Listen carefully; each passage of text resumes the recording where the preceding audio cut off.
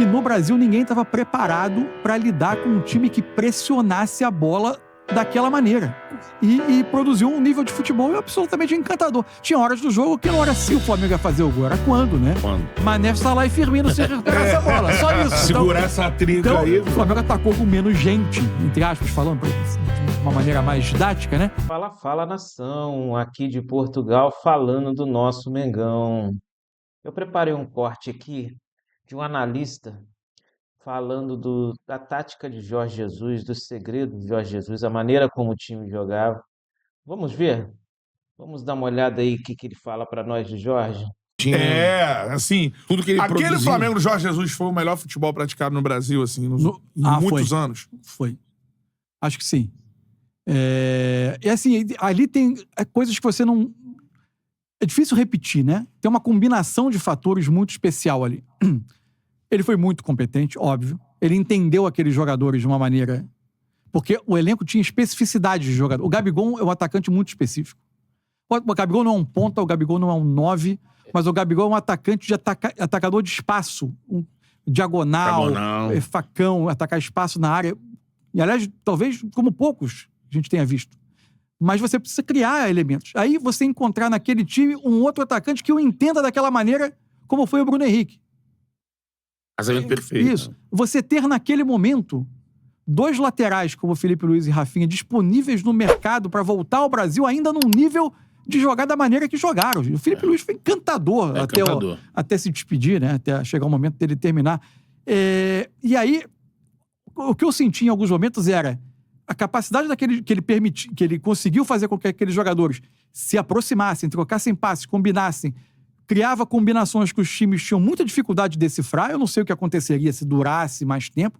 Não, dá pra comentar o que a gente viu. Sim. E mais, que no Brasil ninguém estava preparado para lidar com um time que pressionasse a bola daquela maneira.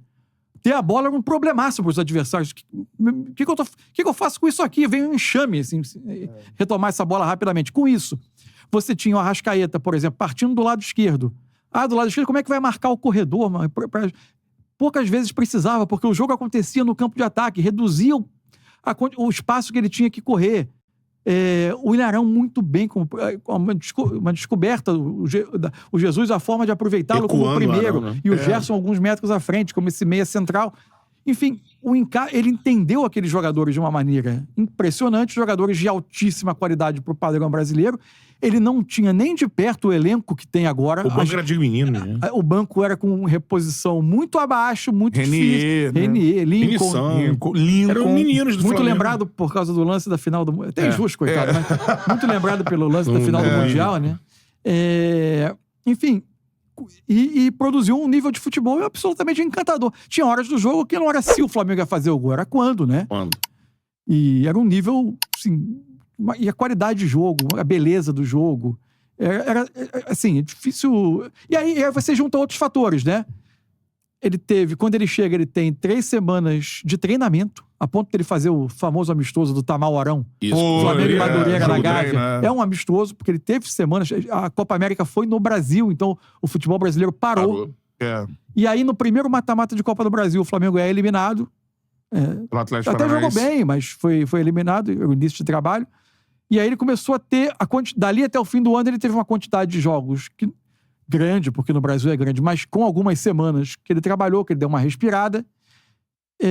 Acho que tudo acabou concorrendo. Foi uma junção mágica, uma química que é difícil de reproduzir. Perfeita. Nem sei se ele voltasse ia ser igual, mas enfim. Foi uma coisa muito, muito impressionante o que aquele time jogou. Até o enfrentamento com o melhor Klopp. O melhor Liverpool do Klopp. Foi a melhor versão do Liverpool. Era um Liverpool que terminou campeão inglês quase 20 pontos na frente do City do Guardiola naquela temporada. E chegava naquele final do ano voando. Depois é que teve a parada de pandemia, né? No início de 2020 foi outra coisa.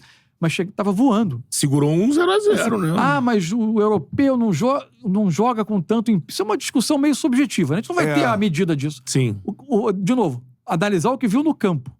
No campo, o Liverpool foi melhor time que o Flamengo, lógico, gente. Lógico. É a realidade do futebol atual. Acho que o Flamengo até teve um mérito ali.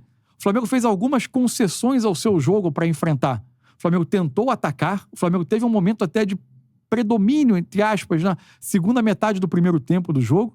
A Bruno grande Henrique joga diferença demais, né? o que você não via era o Flamengo chegar na área com aquele monte de jogador, né? Ou pressionar com muita gente. O Flamengo atacava com um pouco menos de gente, os laterais sempre por trás.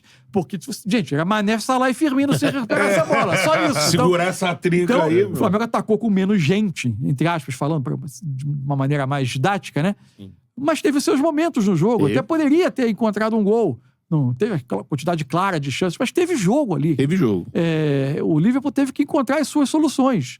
Foi melhor que o Flamengo, teve mais chances. O início do jogo, o Liverpool tem 2, 3 chances em 5 minutos, que eu falei, meu Deus...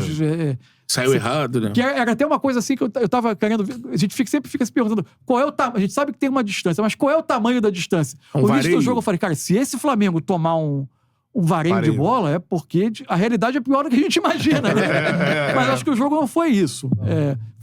Foi muito competente o trabalho o tempo todo, sim. E acho que a parada para a pandemia acabou abreviando a passagem, porque aí para ele, já no momento que ele estava de vida, teve que ficar algum tempo sozinho, depois voltou para Portugal. Não era tão simples, né? O Brasil, com a quantidade de mortes que estava tendo, não que a Europa não tenha tido, mas... Enfim, assim é natural ele ter mais segurança no país dele. Enfim, isso tudo com uma série de fatores ali concorreu para abreviar aquele time, e substituí-lo ia ser muito difícil. Era o emprego mais duro do mundo, talvez. Meus amigos, que saudade, né, daquela época, aquele time 2019, partindo para cima dos adversários. A gente queria saber de quanto seria o 3-0, 4-0, 5-0.